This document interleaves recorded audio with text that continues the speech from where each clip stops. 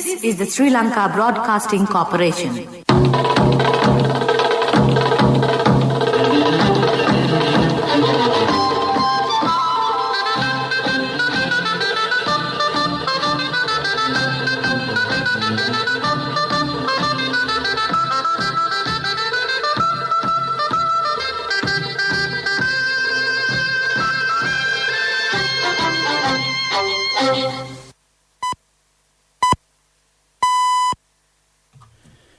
"6:45 a.m. This is the Sri Lanka Broadcasting Corporation.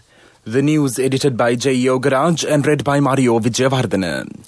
The headlines. New guidelines to be followed after the ease of travel restrictions. The travel restrictions, relaxed today, will be reimposed on the 23rd of June at 10 p.m.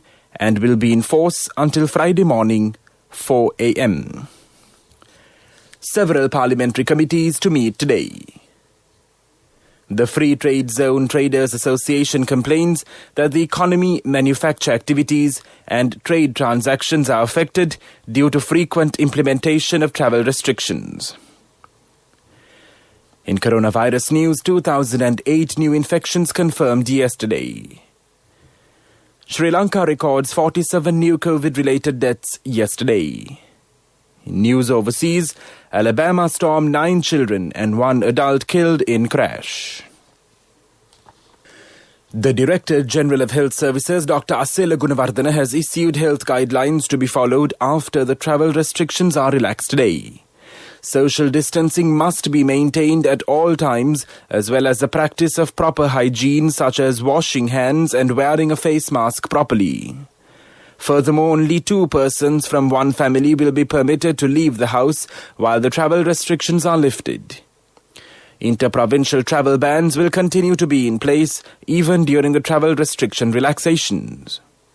The aforementioned are the restrictions that will be relaxed in general for all the provinces, and certain restrictions will be imposed specifically in the Western Province. The travel restrictions relaxed today will be reimposed on the 23rd of June at 10 p.m. and it will be in force until Friday morning until 4 a.m. The Committee on Parliamentary Business, chaired by Speaker Mahinda Yapa Abeyewardene, is scheduled to convene at 9:30 a.m. today at the Parliamentary Complex to decide on the business of the House for the coming week. Further, the week's parliamentary sitting has been scheduled to begin at 10 a.m. on Tuesday. In addition, the Committee on Public Finance will meet under the chairmanship of Parliamentarian Anura Priyadarshana Yapa at 11:30 a.m. today, the Secretary-General of Parliament Dhammika Dasanayake states. He added that the Parliamentary Select Committee on Election Law Reforms, chaired by the Leader of the House, Minister Dinesh Gunawardena, is set to convene at 2:30 p.m. today. Meanwhile, a statement issued by the House noted that the public is allowed to submit proposals pertaining to the election law reforms until June 19. The Free Trade Zone Traders Association complains that the economy, manufacture activities and trade transactions are affected due to the frequent implementation of travel restrictions. The association has emphasized the importance of relaxing travel restrictions for the benefit of the government export activities. Around 70% of the production activities are affected due to the travel restrictions. This will have an adverse impact on the economy in the long run. The association requests the government to come up with an alternative solution in this regard. This news broadcast comes to you from the Sri Lanka Broadcasting Corporation. Get your EPF loan information and service details via SMS from HDFC Bank.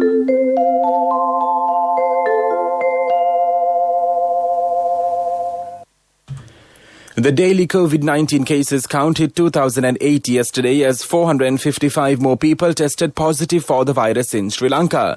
Earlier last evening, the Department of Government Information confirmed 1,553 new cases associated with the New Year cluster. The new development brings the total number of confirmed cases of the coronavirus reported in the country to 239,669. As many as 201,389 recoveries and 2,581 deaths have been confirmed in Sri Lanka since the outbreak of the pandemic last year. According to official data, more than 35,000 active cases are currently under medical care at designated hospitals and treatment centres.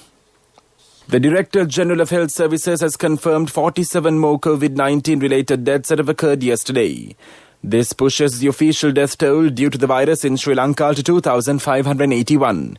According to the data released by the Department of Government Information, the new fatalities confirmed include 20 females and 27 males. One of them is aged below 30 years. 6 are between 30 to 59, and the remaining 40 are aged 60 years and above. That's local news. NAB. Get your EPF loan information and service details via SMS from HDFC Bank. Wherever you are, being a state and private sector employee, to obtain EPF loan information and service details, just send a SMS mentioning EPF space, name and region to 0718 800 999. HDFC Bank, the bank for your home. The main news story is brought to you by Siddhalepa Vedamahatmya. The Ministry of Education says schools will commence as soon as health officials' permission is granted. A committee comprising of health experts discussed this matter in detail. The Secretary to the Ministry of Education, Professor Kapila Pereira, says a decision with regard to the reopening of schools will be taken in the near future. The main news story was brought to you by Siddhalepa Vedamahatmya. And now in Watchlight, consumers seriously complain of the price hikes on some essential food items including vegetables and fruits. They also complain about the hygienic quality of the food, vegetables and fruits which are sold along the roads. The quality of the goods may differ when they are bought via small lorries without any proper conditions. This is for the attention of the Consumer Affairs Authority. That came to you in Watchlight, and now in world news headlines. Alabama storm, 9 children and 1 adult killed in crash. Iran nuclear deal, Israel attacks Iran as talks progress. Prime Minister's research budget to make UK science superpower. 10 people, including 9 children, have been killed after a crash involving 18 vehicles in the storm-hit U.S. state of Alabama on Saturday. Butler County Coroner Wayne Garlock has said the children's ages range from 9 months to 17 years old. He said the vehicles were likely to have hydroplaned on the wet roads and lost control. Tropical depression Claudette has caused flash floods and tornadoes, destroying dozens of homes in Alabama. Israel's Prime Minister has called on the US and its allies to wake up to the threat of Iran as talks continue to revive a landmark deal to limit the country's nuclear program. Naftali Bennett said Iran's regime of brutal hangmen wants nuclear weapons, something Iran has repeatedly denied. Diplomats said progress was made to renew the deal, which the US withdrew from under President Donald Trump, but there were still gaps to be bridged. Israel opposes the agreement. The Prime Minister has set out plans to cement the UK's place as a science superpower. Boris Johnson announced how increases in the research budget would be spent.